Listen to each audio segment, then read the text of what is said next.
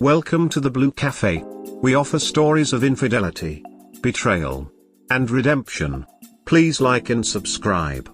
Cheers. Now, on to today's story.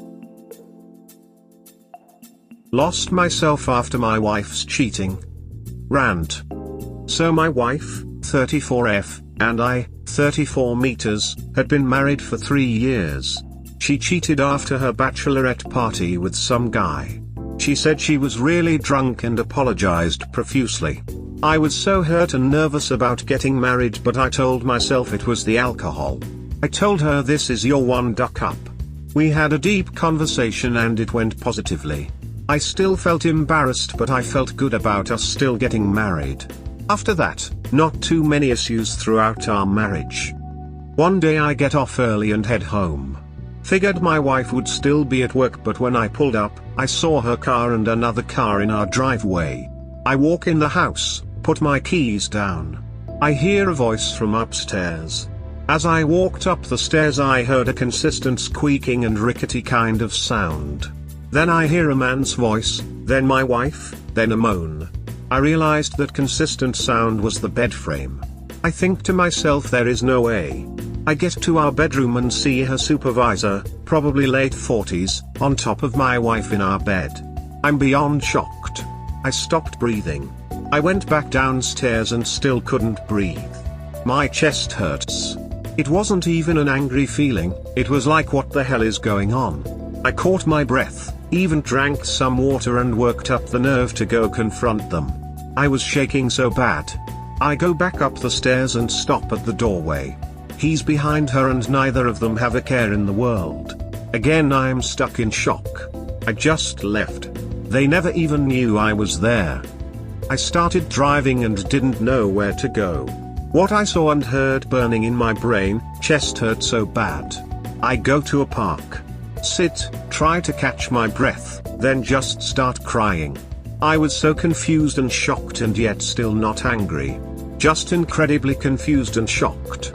I walked around the park for a bit, trying to keep myself together. Not knowing what to do. Almost 2 hours later, she texts me saying, "Hey, I'm gonna make spaghetti tonight. Can you pick up more sauce on the way home?" That's when the anger started to set in. Her acting like nothing happened. I didn't respond. I cried more and just sat in sorrow. Decided I didn't want to go home. Drove around and walked around town, the mall, just stayed out. Then back to the park. She kept texting and increasingly got more and more worried. I should have been home between 5 to 6. It was 1 a.m. at this point. Finally I decided to go home. I live there too, why am I the one sitting out here? I got there and she said, "Where the hell have you been?" I was freaking out. I said I came home early, but you and your supervisor were busy and didn't notice me. I'll never forget the look on her face. Deer in the headlights times 1000. She tried to find the words to explain herself. She tried apologizing and I lost it. Started screaming at her and asking why. She said she didn't know and it just happened. I asked more questions, but I was so mad I wasn't really letting her get out full answers. I told her she needed to leave. She said, "Baby, listen," and that's when I slammed a lamp to the ground as hard as I could and screamed, "Get the duck out." Definitely out of character for me. She was crying hard, called her friend and left with a bag. She came back a couple days later. She apologized. I didn't want to talk. I just said, "Leave me be." I slept in the spare room. It came out that she had cheated in Vegas when she went with friends for a wedding. Also with a friend of mine when she was drunk at a karaoke spot. Could say he took advantage, but regardless it broke me. I was done. Told her I was moving out and did so. Was in my place for 2 months. I ran into my friend and knocked him out. It actually scared me how he fell, but luckily he didn't press charges. He tried apologizing, but I never spoke to him again. I had filed for divorce and she was being easy about it. Tried talking me out of it at first but accepted it. My place needed work on the roof. I don't deal with my family, a terrible upbringing. So I had nowhere to go for the 2 weeks they needed to work on it. They gave me a hotel voucher, but it was in a terrible area and didn't feel safe. I asked if I could stay there, she agreed. Figured we are both still working, don't have to come in until I go to bed. That was the plan. Just avoid her for 2 weeks. So the third night I was there, I was in bed, she hadn't come home. Then around 2 a.m. I hear the front door open.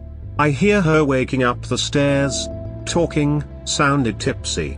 I hear a guy's voice, not the supervisor's. Apparently some guy she met at the bar. She keeps shushing him. They go into the master bedroom. Then the squeaking and rickety sound, then moans, then both of them are loud, as if I wasn't there. Yes, we were in the process of divorce, but she couldn't wait 2 weeks for me to be out of there. This happened one other time 2 days before I got the call that my place was ready. I said nothing and left. She called and asked why I was leaving without saying anything. I told her I hated that I had to stay there and how it broke my heart all over again having to sit there and listen to her with another guy like that. That she has no respect or decency. She said she was sorry. I said whatever and hung up. Divorce was finalized 4 months later. Was easier than expected. She didn't want anything, we just split. I was lost though. Felt cold towards people and didn't care about things. Would hook up with random women. Didn't care if they were married, were in relationships, didn't matter to me. I felt like who the hell cares? Obviously not in my right mind. Eventually I slowed down and cared again. Have a bit of a porn addiction now. My ex-wife looks a lot like Angela White, which is random I guess, trying to work on it I guess. I just work, get out when I can, and try to have a more positive outlook. I don't talk to my ex. Have ran into her, I'm cordial but I don't go out of my way to speak. It gets better with time, I guess that's my message to anyone reading this. It does eventually get better. Just takes work. I'm really sorry, man. You've fallen for the same bait as so many of us. Lessons: never give a cheater a second chance, he will not change. Never marry a cheater if he cheated on you during a date or engagement, of course, if you find out the truth. Never trust a cheater if you took him back, and be always on the alert. It's very hard for you right now, but healing will definitely come, don't lose hope. Thank you.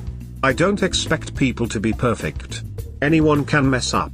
Life is complicated. But she showed that this is just her. And yeah, gets better every day. I agree, life is complicated, but not for cheaters. For them, it's very simple. I do what I want and I spit on everyone else, especially on those to whom I promised to be faithful. Yes, everyone can mess up, but the cheater doesn't even realize that he has messed up. It's commonplace for him, like brushing his teeth. Not necessarily. It depends on the road that was taken to get to that point. Substance abuse, alcoholism, depression, neglect, there are reasons a person can act outside of their character. But if it's just hey I can get away with this, then that just means it's part of their character. And that's something that can't be worked on. It's like the difference between someone who has become selfish as a defense mechanism because of past trauma versus someone who's just naturally a selfish person.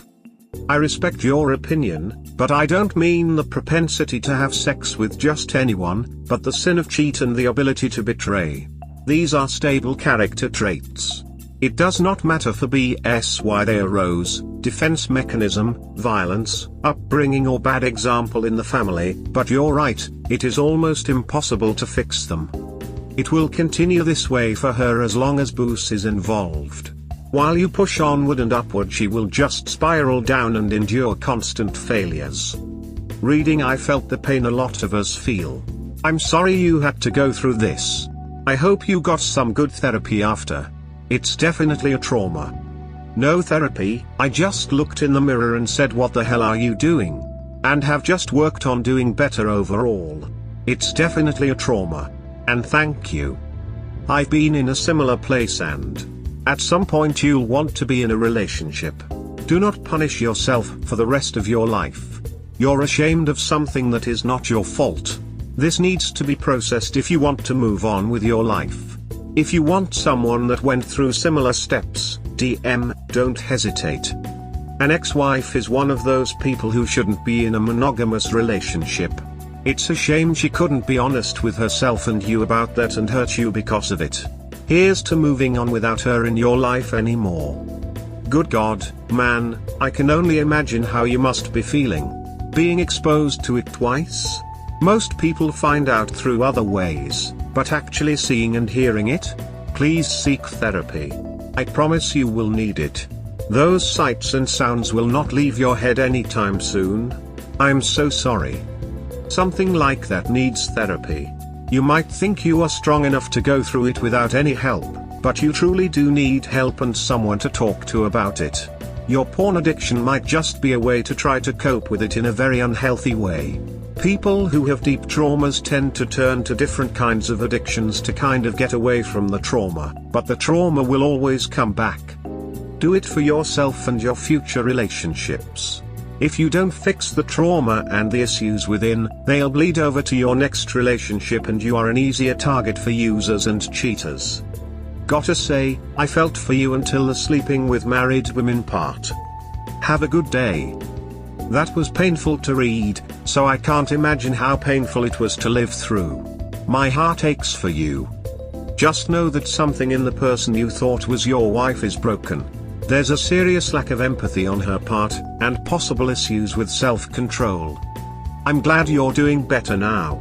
It's a long road that some of us are still walking, just like you. We'll all find our destination eventually. Yes, some folk are just amoral. You frame this type of person very well. Godspeed with your recovery. Strength to you up. I wish you well going forward. You need to find love and respect for yourself.